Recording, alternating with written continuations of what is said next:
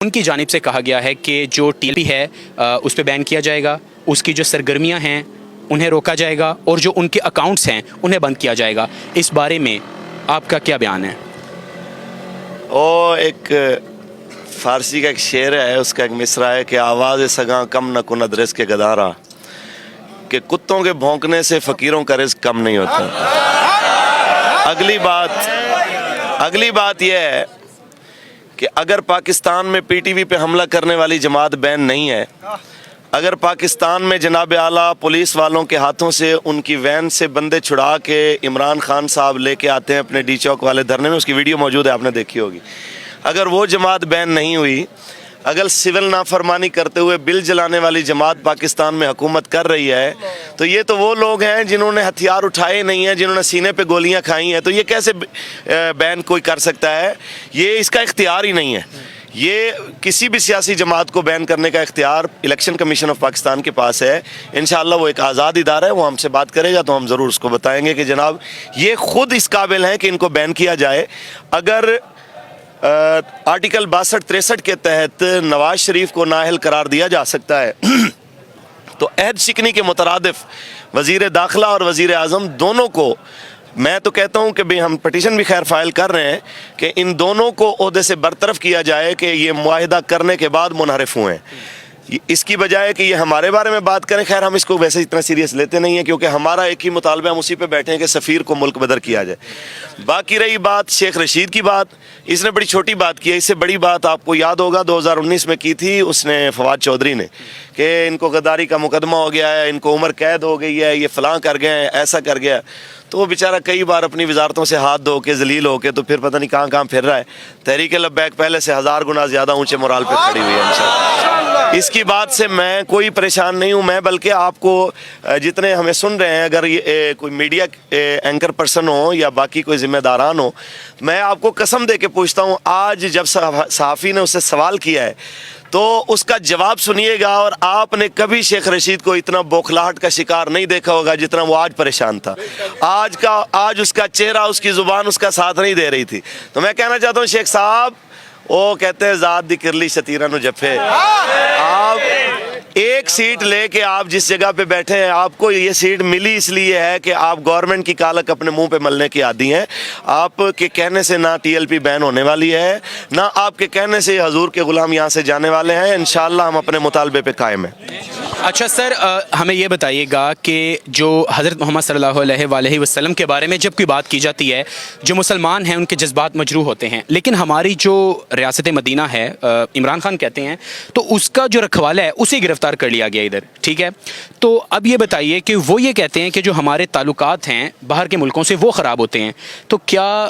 ایک جو سفیر ہے وہ اس طرح کی حرکت کرے، یا فرانسیسی صدر ہمارے نبی پاک صلی اللہ علیہ وآلہ وسلم کے بارے میں ایسی بات کریں، تو کیا حکومت کو یہ زیب دیتا ہے کہ اتنا تکرار کرنا اس سارے معاملے پہ؟ دیکھیں جی، پہلی بات تو یہ ہے کہ میں کہنا چاہتا ہوں کہ آج سارے حضرات کی ذمہ داری ہے کہ ایک بار نہ شیخ کی پریس کانفرنس سنیں۔ ایک تو یہ واضح ہو گئی کہ اس نے مانا اس بات کو کہ بھئی یہ بندہ بات کرتے ہوئے یہ دیکھتا ہے کہ جناب کیا کرنا ہے کیا نہیں کرنا، ہمارے باقی ملکوں سے بھی تعلقات ہوتے ہیں، فلاں ہوتے ہیں، تو ہم اس سے کہنا چاہتے ہیں کہ روزہ رکھ کے جتنے جھوٹ شیخ صاحب آپ نے بولے ہیں نا، اور پتہ نہیں رکھا بھی ہے یا نہیں، آپ نے بہرحال کہا ہے کہ میں روزے سے ہوں، تو میں اس آپ کی بات پہ چلو اعتبار کرتا ہوں۔ روزہ رکھ کے آپ نے جتنے جھوٹ بولے ہیں، میں آپ کو چیلنج کرتا ہوں کہ آپ ٹی وی پہ آ جائیں، ہم آپ کے ساتھ مناظرہ کر لیتے ہیں، آپ کا وہ معاہدہ بھی رکھ لیتے ہیں جو آپ نے ہمارے ساتھ کیا، اور آپ کی وہ قرارداد بھی رکھ لیتے ہیں جو آپ پیش کرنا چاہتے تھے، تاکہ قوم کو یہ پتہ چل جائے کہ آپ نے معاہدہ کیا کیا اور اب بات کیا کر رہے ہیں۔ ٹھیک ہے۔ اچھا سر، آخر میں یہ بتائیے گا کہ اب افطاری کے بعد جو ٹی ایل پی قیادت ہے اس کا کیا لاہ عمل ہے؟ دیکھیں جی، لاہ عمل یہی ہے کہ جس طرح تحریک لبیک یا رسول اللہ پہ پاکستان کی تاریخ کا بدترین تشدد ہوا ہے اور ہو رہا ہے، 2 درجن سے زیادہ نبی علیہ السلام کے غلام نہتے، جن میں 10 سال کا ایک بچہ بھی ہے، جس میں 70 سال کے بزرگ بھی ہیں، جس میں 18 سال کے نوجوان بھی ہیں، اور زخمیوں کا تو حساب ہی نہیں ہے۔ سینکڑوں بندے ایسے انہوں نے کہ کسی کو ریڑھ کی ہڈی میں گولی مار دی، کسی کو ٹانگ میں ایسی جگہ فریکچر کیا کہ وہ عمر بھر کے لیے معذور ہو گیا، اور ہزاروں بندے جیلوں میں ڈال دیے۔ اس کے باوجود جو یہاں پہ کھڑے ہیں ان سے قسم لے کے ان کے سر پہ قرآن دے کے پوچھیں کہ کیا تم رسول اللہ کی ناموس کے پیرے پہ اتنا بھی شرمندہ ہو؟ یہ کہیں گے کہ جناب جو چلے گئے وہ بھی حضور پہ قربان، جو بچ گئے ہیں وہ بھی رسول اللہ پہ قربان۔ ہم اتنا کہنا چاہتے ہیں کہ ہم اپنے معاہدے پہ قائم ہیں، ہم اسی بات پہ کھڑے ہیں کہ فرانسیسی سفیر کو نکالو۔ یہ ہم نے نہیں کہا تھا، یہ آپ نے کہا تھا، اور یہ قبلہ بابا جی سے آپ نے یہ معاہدہ کیا تھا فیض آباد میں۔ جو معاہدہ آپ نے کیا، ہم کہتے ہیں اسی معاہدے کو من نوعاً پارلیمنٹ میں آپ پیش کریں۔ جو قرارداد میں آپ کو دیتا ہوں، ویسے آپ قرارداد اگر آپ چلا سکیں تو وہ دے دیجیے گا، میں آپ کو سینڈ کروں گا۔ وہ جو لانا چاہتے ہیں، نہ اس میں سفیر کا ذکر ہے، نہ اس میں فرانسیسی مصنوعات کا ذکر ہے، تو یہ وہی لالی پاپ جو دنیا کو دینا چاہتے ہیں وہ اس طرز کی، تاکہ قوم کو جو ہے نا بے وقوف بنایا جائے۔ اور الحمدللہ قوم نے رسول اللہ کی ناموس پہ پہرا دیتے ہوئے جس طرح قبلہ بابا جی کو اور ان کی ٹیم کو دیکھا ہے،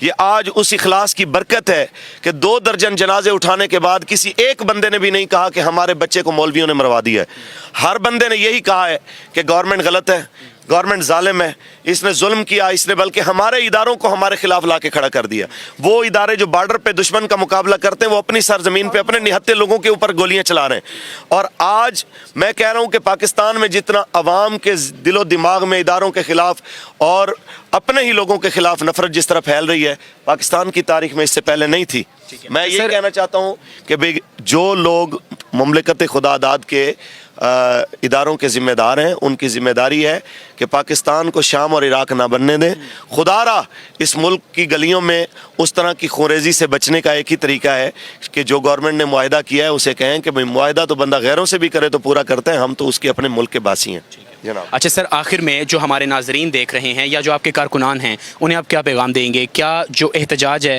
وہ منظم کیا جائے، یا جو انتشار ہے، ظاہری بات ہے جو پولیس ہے اس کی جانب سے بھی کافی سخت رد عمل سامنے آ رہا ہے، تو اپنے کارکنان کو آپ آخر میں کیا کہیں گے؟ دیکھیں جی، کارکنان دھرنے منظم کر بھی رہے ہیں، اور ہم انہیں کہہ رہے ہیں کہ اگر کہیں پہ دیکھیں جی، آپ یہاں پہ بندے بیٹھے ہیں، 1 لاکھ بندہ بھی بیٹھا ہو، جب یہاں پہ سیدھی گولی چلے گی، یہاں پہ 5-10 بندے جو ہے نا وہ شہید ہوں گے، کچھ 30-40 زخمی ہوں گے۔ وقتی طور پہ آپ کو پتہ ہے کہ افراتفری پھیلتی ہے، کوئی طبی امداد دیتا ہے، کوئی کسی کو ہاسپٹل لے جانے لگتا ہے۔ آپ تب کہیں کہ آپ فاتح ہو گئے جب آپ نے نظریہ مار دیا ہو کہ لوگ کہیں جی ہم غلط تھے اور آپ بالکل فٹ ہیں۔ آج پاکستان میں سروے کروا کے دیکھ لیں، ہر بندہ گورنمنٹ پہ لعنت بھیج رہا ہے کہ جناب ان لوگوں نے معاہدہ کیا اور ان لوگوں نے معاہدہ کر کے توڑا، ان لوگوں نے ملک کو جو ہے وہ عدم استحکام کی طرف لے کے گئے۔ اگر ان لوگوں کو اتنی ہی زیادہ فکر تھی، ہم سے بات کرتے، میں کہتا ہوں ٹیلی ویژن پہ آ جائیں، آپ سے پہلے بھی بات کی ہے کہ ٹیلی ویژن پہ آ جائیں، اپنے اسی معاہدے کے مطابق ہم سے بات کر لیں کہ اگر آپ اپنا معاہدہ پورا کرتے ہیں، تحریک لبیک یا رسول اللہ کو کوئی پریشانی نہیں ہے، ہم آج بھی اپنی اسی بات پہ کھڑے ہوئے ہیں۔